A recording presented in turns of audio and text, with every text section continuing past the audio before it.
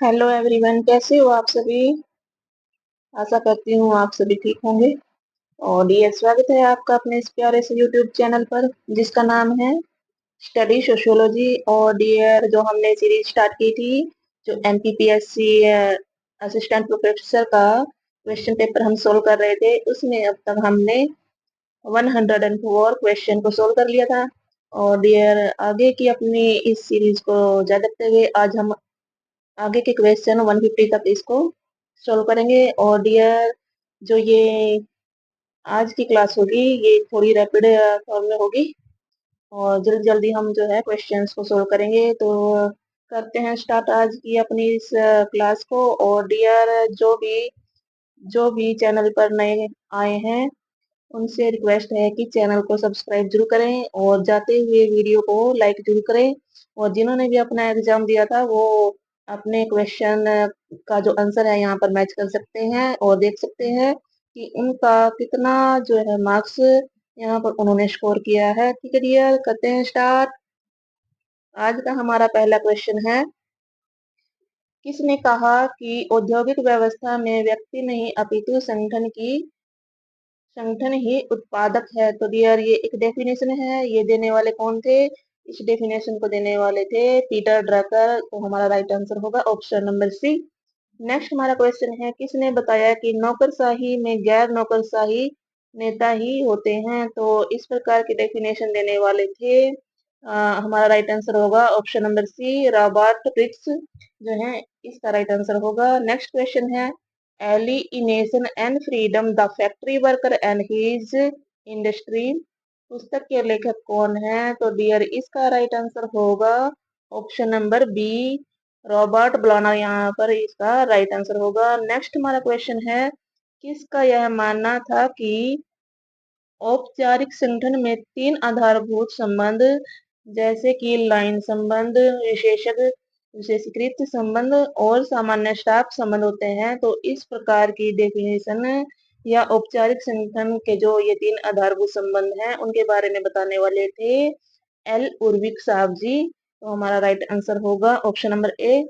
Next हमारा question है, आधुनिक औद्योगिक व्यवस्था के संरचनात्मक आधार क्या है। तो डियर, हमारा राइट आंसर होगा ऑप्शन नंबर डी, श्रम विभाजन, संपत्ति, मुद्रा विनिमय बाजार व्यवस्था। ये है हमारा राइट आंसर। नेक्स्ट हमारा क्वेश्चन है 110 क्वेश्चन, 1928 का जो बारदोली आंदोलन मुख्य रूप से किसके विरोध में किया गया था। तो डियर, इसका राइट आंसर होगा ऑप्शन नंबर बी, जो अकाल के दौरान भूमि राजस्व था उसमें वृद्धि कर दी गई थी। ये होगा हमारा राइट आंसर। अगला क्वेश्चन है, भारत का संविधान किस अनुच्छेद के तहत अल्पसंख्यकों को संरक्षण प्रदान करता है। तो इसका राइट आंसर होगा ऑप्शन नंबर सी, अनुच्छेद 29, जो अल्पसंख्यकों को संरक्षण प्रदान करता है। नेक्स्ट हमारा क्वेश्चन है, ग्रामीण विकास में माइक्रो फाइनेंस की भूमिका क्या है। तो इसका राइट आंसर होगा ऑप्शन नंबर बी, उपेक्षित क्षेत्रों तक वित्तीय सेवाओं की पहुंच का विस्तार करना ग्रामीण विकास में माइक्रो फाइनेंस की एक प्रमुख भूमिका है। नेक्स्ट हमारा क्वेश्चन है, अंत्योदय योजना के संबंध में निम्नलिखित में से कौन सा कथन सही है। तो डियर, राइट आंसर होगा ऑप्शन नंबर बी, यह स्थायी आजीविका संवर्धन एवं वित्तीय सेवाओं तक बेहतर पहुंच के माध्यम से गरीबों को जो ग्रामीण गरीबी है उसको कम करने पर केंद्रित है। तो हमारा राइट आंसर हो गया ऑप्शन नंबर बी। नेक्स्ट हमारा क्वेश्चन है क्वेश्चन नंबर 114, डैश शब्द का तात्पर्य आजीवन अनुभव से है जिसके द्वारा व्यक्ति अपनी मानवीय क्षमता विकसित करता है और संस्कृति सीखता है। तो ये किसके माध्यम से करता है व्यक्ति? समाजीकरण के माध्यम से। ठीक है, तो हमारा राइट आंसर होगा ऑप्शन नंबर बी। नेक्स्ट हमारा क्वेश्चन है, स्वयं के विकास की प्रक्रिया में जो सामान्यकृत अन्य की अवधारणा किसने दी थी। तो ये सामान्यकृत अन्य की जो अवधारणा देने वाले थे वो थे GH Mead ji. Right answer हो गया option number B. Next question है, निम्नलिखित में से कौन सा सामाजिकरण का एजेंट नहीं है। तो डियर, सामाजिकरण के एजेंट में कौन कौन आते हैं? परिवार आता है, विद्यालय आता है और सहकर्मी समूह भी आते हैं।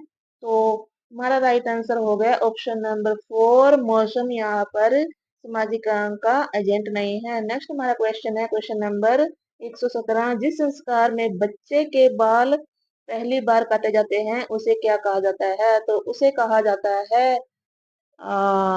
जाता है चूड़ा चूड़ाकरण। हमारा राइट आंसर हो गया ऑप्शन नंबर डी। ठीक है डियर। नेक्स्ट हमारा क्वेश्चन है कौन सी प्राथमिक समूहों की भौतिक विशेषता नहीं है? यानी जो प्राथमिक समूह है उनकी भौतिक विशेषता कौन सी नहीं है? तो इसका राइट आंसर हो गया ऑप्शन नंबर डी, वृत्ति इसका राइट आंसर है। नेक्स्ट हमारा क्वेश्चन है निम्नलिखित में से कौन सी आर्थिक व्यवस्था में प्राकृतिक संसाधन एवं वस्तुओं और सेवाओं के उत्पादन निजी स्वामित्व में होते हैं? तो वो होते हैं पूंजीवादी। ठीक है डियर, राइट आंसर हो गया ऑप्शन नंबर ए।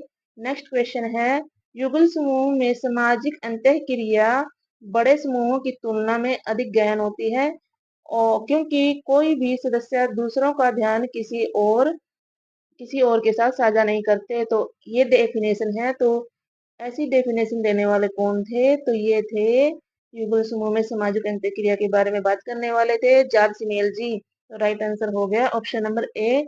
नेक्स्ट हमारा क्वेश्चन है दुर्खिम के अनुसार निम्नलिखित में से कौन सा धर्म का मुख्य कार्य नहीं है? तो डियर इसका राइट आंसर होगा ऑप्शन नंबर डी, आध्यात्मिक मुक्ति जो है धर्म का एक प्रमुख मुख्य कार्य नहीं है। दुर्खिम जी ने अरुंटा जनजाति का जो अध्ययन किया था उसके अकॉर्डिंग दुर्खिम जी ने धर्म के बारे में जो जो धर्म के जो प्रमुख कार्य बताए थे उनमें सामाजिक एकजुटता, सामाजिक नियंत्रण, धर्म एवं उद्देश्य प्रदान करना, ये सब बताए थे। लेकिन आध्यात्मिक मुक्ति का उन्होंने ऐसा कोई धर्म का मुख्य कार्य नहीं बताया। ठीक है डियर।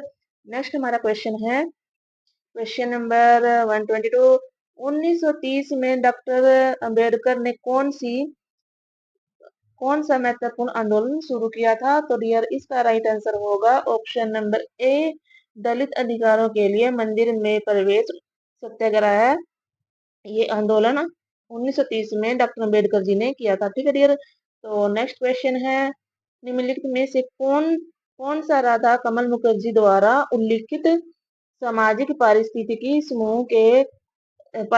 के महत्वपूर्ण कार्य का हिस्सा नहीं है? तो डियर इसका राइट आंसर होगा ऑप्शन नंबर डी, राधा कमल मुखर्जी ने अनुकूलन, एकीकृत संबंध और संतुलन को मापना, ये सभी अपने सामाजिक पारिस्थितिकी के महत्वपूर्ण कार्य का हिस्सा थे। तो उनका जो प्रत्यक्षवाद था वो उन्होंने इसके बारे में कोई भी उल्लेख नहीं किया है। ठीक है डियर। नेक्स्ट हमारा क्वेश्चन है एम.एन. श्रीनिवास ने सामाजिक संरचना की अवधारणा किससे सीखी थी? तो एम.एन. श्रीनिवास जी ने जो सामाजिक संरचना है इसकी अवधारणा रेडक्लिफ या रेडक्लिफ ब्राउन जी से सीखी थी। राइट आंसर हो गया option number A. Next question है ब्लूमर ने कौन कौन से जो सिद्धांत थे वो दिए थे या अवधारणा दी थी? उन्होंने दिए थे प्रतीकात्मक अंतःक्रियावाद के 3 बुनियादी सिद्धांत दिए थे। ठीक है डियर। ऑप्शन हमारा राइट आंसर हो गया बी, ऑप्शन राइट।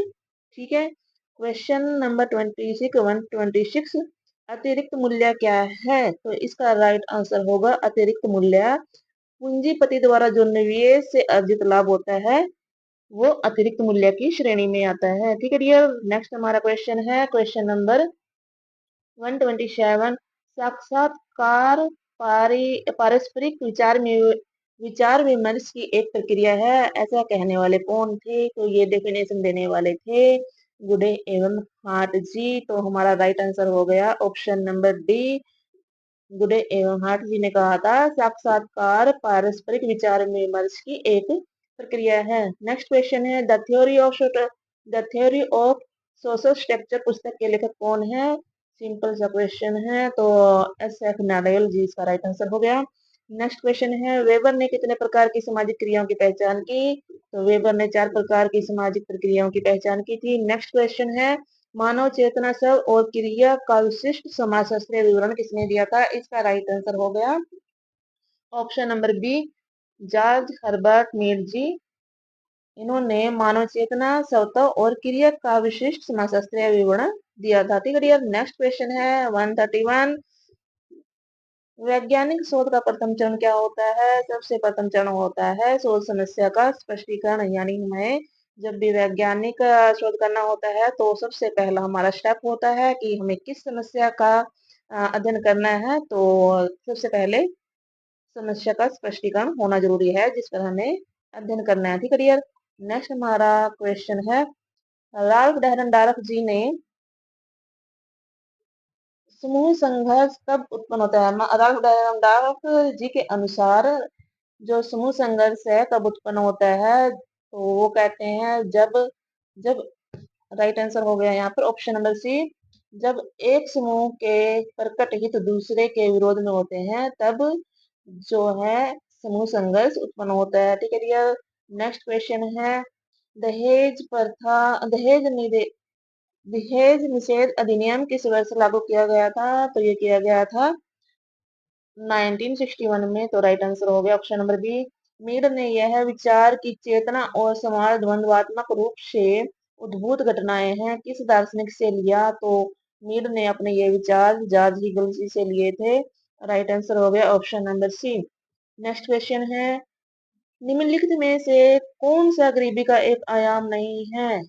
तो डियर राइट आंसर हो गया ऑप्शन नंबर बी। मनोरंजन के विकल्प जो है गरीबी के आयाम नहीं है, बाकी सभी गरीबी के आयाम होते हैं। ठीक है डियर। नेक्स्ट क्वेश्चन है भारतीय दंड संहिता की किस धारा के अंतर्गत घरेलू हिंसा एक दंडनीय अपराध है? तो इसका राइट आंसर हो गया ऑप्शन नंबर सी 498 ए इसका राइट आंसर हो गया। नेक्स्ट क्वेश्चन है निम्नलिखित में से निम्नलिखित में से किसने समाज को एक वस्तुपरक वास्तविकता के रूप में समझा जिसमें विशिष्ट कार्य समग्रता की स्थिति और सामंजस्य में योगदान करते हैं? तो इसका राइट आंसर हो गया option number C Radcliffe Brown ji इसका राइट आंसर है। निम्नलिखित नेक्स्ट क्वेश्चन है निम्नलिखित में से किसने समाज में प्रगतिशील परिवर्तनों का वर्णन करने के लिए विकासवादी सिद्धांत दिया था? तो ये प्रगतिशील परिवर्तनों का वर्णन करने के लिए विकासवादी सिद्धांत देने वाले कौन थे? वो थे Talcott Parsons ji. Right answer हो गया option number B. Next question है निम्नलिखित में से कौन सी जो जीएस घुरिया जी हैं उनकी फर्स्ट पुस्तक कौन सी है? तो इसका राइट आंसर हो गया ऑप्शन नंबर बी भारत में जाति और प्रजाति। तो नेक्स्ट क्वेश्चन है निम्नलिखित में से किसने बताया वैज्ञानिक सत्य के मूल्य में विश्वास मनुष्य की मूल प्रकृति का उत्पाद है? तो इसका राइट आंसर हो गया ऑप्शन नंबर बी। तो ये डेफिनेशन देने वाले कौन थे कि वैज्ञानिक सत्य के मूल्य में विश्वास मनुष्य की मूल प्रकृति का उत्पाद है? तो ये कहने वाले थे मैक्स वेबर जी। नेक्स्ट क्वेश्चन है क्वेश्चन नंबर 141 मार्क्स के अनुसार वेतन श्रम मूल रूप से है। तो क्या है मार्क्स के अनुसार वेतन श्रम मूल? तो वो है बाध्यकारी श्रम। तो इसका राइट आंसर हो गया option number B. Next question है क्वेश्चन नंबर 142 निम्नलिखित में से किसने सांस्कृतिक परिवर्तनों को आर्थिक विकास की पूर्व शर्त बताया? तो इसका राइट आंसर हो गया ऑप्शन नंबर ए बट होजेलिट्ज जी इसका राइट आंसर है। नेक्स्ट क्वेश्चन है विकास में महिलाओं के स्थान के बारे में पहला महत्वपूर्ण कथन किसने दिया था? तो ये देने वाले थे एस्टर बोशरूप। जो महिलाओं के स्थान के बारे में पहला महत्वपूर्ण कार्य किसने दिया था? तो ये दिए थे बोस्टर एसरूप जी ने। नेक्स्ट क्वेश्चन है भारत में समाज शास्त्र को निम्नलिखित में से किन मोर्चों पर चुनौतियों का सामना करना पड़ा? तो इसका राइट आंसर होगा बौद्धिक व्यावसायिक एवं शैक्षणिक। ठीक है डियर। और डियर आपको मुझे बताना है मान लो इस क्वेश्चन से मैं एक क्वेश्चन पूछती हूँ कि भारत में समाज शास्त्र का उदय कब हुआ था और किसकी अध्यक्षता में हुआ था और कहाँ पर हुआ था? ठीक है डियर।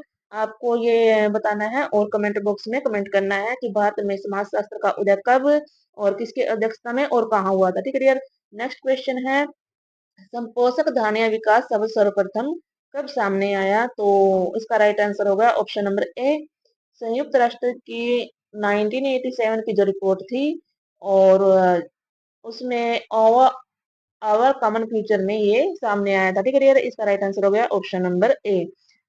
नेक्स्ट क्वेश्चन है, प्रथम आर्थिक वृद्धि का व्यवस्थित सिद्धांत किसने प्रतिपादित किया था? तो डियर इसका प्रतिपादन करने वाले थे एडम स्मिथ जी। इसका राइट आंसर हो गया option number D. Next question है 147 डैश या तर्क देते हैं कि वैश्विक तत्व जिनमें सबसे महत्वपूर्ण सूचना प्रौद्योगिकी है समस्त समाज को परिवर्तित कर रही है और नेटवर्क समाज इसकी नई सामाजिक संरचना है। तो जहां भी नेटवर्क समाज के बारे में लिखा आ जाए, नेटवर्क समाज के बारे में कुछ पूछा जाए, तो अनडाउटली आपने आंसर कर देना है मैनुअल कास्टेल्जी। तो इसका राइट आंसर हो गया मैनुअल कास्टेल्जी। ठीक है डियर। नेक्स्ट क्वेश्चन है 148 विकसित देशों पर मुक्त व्यापार के प्रभाव के बारे में विपरीत सिद्धांत को किसने प्रस्तुत किया था? विकसित देशों पर जो मुक्त व्यापार के प्रभाव हैं इनके बारे में विपरीत सिद्धांत देने वाले कौन थे? वो थे गुन्नार मिल्डर जी। और इनकी फेमस बुक कौन सी है? आपको मुझे कमेंट बॉक्स में बताना है, जो अक्सर एग्जाम में पूछी जाती है। मोस्ट इंपोर्टेंट बुक है गुन्नार मिल्डर जी की। ठीक है डियर। नेक्स्ट हमारा क्वेश्चन है, डैश ने यह स्पष्ट किया कि कैसे विकसित देशों का विकास अल्प विकसित देशों को गरीब बनाता है और उनकी अल्प विकसितता को बनाए रखता है। तो ऐसा कहने वाले थे गुन्नार मिर्डल जी। ये हमारा राइट आंसर हो गया ऑप्शन नंबर सी। आज का लास्ट क्वेश्चन है और इस सीरीज का भी लास्ट क्वेश्चन है, निम्नलिखित में से कौन से सिद्धांतकार विश्व व्यवस्था सिद्धांत वर्ल्ड सिस्टम थ्योरी से संबंधित हैं? तो इससे संबंधित हो कौन कौन से हैं? एजी फ्रैंक, आई वालरस्टीन एंड एस अमीन। तो ये जो सिद्धांतकार हैं विश्व व्यवस्था सिद्धांत यानी वर्ल्ड सिस्टम थ्योरी से संबंधित है। तो डियर ये सीरीज हमारी होती है यहीं पर समाप्त। और आई होप कि आपको इस वीडियो से काफी बेनिफिट होने वाला है। नेक्स्ट जो एग्जाम दे रहे हैं उनके लिए भी ये वीडियो काफी बेनिफिशियल साबित होगी। और डियर जिसने भी एग्जाम दिया है वो अपने आंसर्स को मैच कर सकता है। मैंने काफी मेहनत करके जो है क्वेश्चंस के आंसर यहाँ पर सोल्व किए हैं और आई होप कि आपको ये वीडियो पसंद आएगी और आपके लिए काफी बेनिफिशियल साबित होगी। और डियर हो अगर आप चैनल पर नए तो प्लीज चैनल को सब्सक्राइब करना ना भूलें, वीडियो को लाइक जरूर करें। और मिलते हैं अपनी नेक्स्ट वीडियो में। अब हम एचटेट के लिए जो Haryana HTET PGT level 3 sociology के लिए एग्जाम दे रहे हैं उनके लिए अब प्रीवियस ईयर के क्वेश्चंस मैं यहाँ पर लेकर आऊंगी अपनी नई वीडियो में। कुछ पुराने जो एग्जाम्स हुए हैं उसके अकॉर्डिंग प्रीवियस ईयर के क्वेश्चन यहाँ पर मैं सोल्व करूंगी। ठीक है डियर। और मिलते हैं अब अपनी नेक्स्ट वीडियो में, तब तक के लिए bye bye, take care. Video को लाइक, चैनल को सब्सक्राइब और वीडियो को शेयर करना ना भूलें। मिलते हैं फिर। Okay bye bye, take care.